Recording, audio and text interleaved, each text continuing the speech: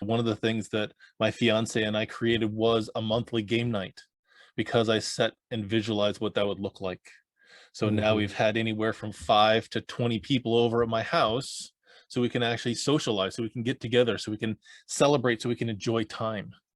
And the reason why that was important, because I am a social person. I like actually being amongst people and having deep conversations, sometimes even not so deep conversations, but that kind of connection with people is really important to me. It is that quality time of the 5 love languages that is my second. It's my second important way that I share and communicate with care, compassion, and love is quality time. So we created that together because I visualized what it looked like and why I wanted it.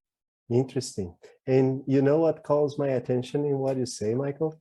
It's because sometimes we treat those changes in life visualization like, oh, I want this big house, I want that car, I want to go to the Bahamas or border, things like that. Get to know Paris, anything like that. And those are hard things to accomplish, depending on who you are, where you are in life. Those are hard things to accomplish. But we usually associate visualization with those hard goals. But see how easy it was for you. You visualize a game night. I know that John and Missy Butcher from the Lifebook Online, they have Wednesday night where they date, and it's every Wednesday. They go out on a date, they leave the kids, and they have a lot of kids, and they leave the kids with somebody, and they have this program. It is impressive how we can design and architecture our lives so it is impressive, so it is amazing, it is fulfilling, it is like this enjoyable experience, and we usually don't do that for lack of even the 4 pillars of your practice. Preparing to do so, like committing, being accountable, and celebrating the fact that you can do that, just made that connection. Sorry, you were about to say something.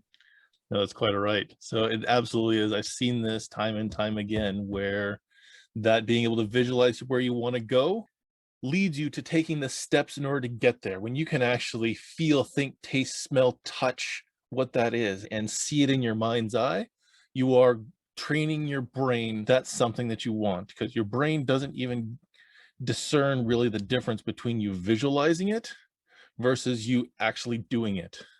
And as soon as you train, when you train your brain to this is something I want, it's your subconscious starts lining up the things that are going to lead to getting there and working on that problem. It's the supercomputer that I know for me a really long time, I wasn't tapping into it. I wasn't listening to it. I was feeding it a bunch of junk. So I got out of it a bunch of junk. So for me, over the last 4 years, almost five now, is whenever I've really started flexing this muscle because it's possible for everyone to visualize what they want. And it doesn't, for some people, they can be really literally visual, they can see it in their mind's eye. For other people, it's a feeling or a smell or a touch or taste that is what they can connect with. Maybe it is an emotion that they're actually aiming for. It's a matter of finding the right tool that's going to get you to that space where you're in that mindset, where you are feeling like you're already there. Some people call that the law of attraction.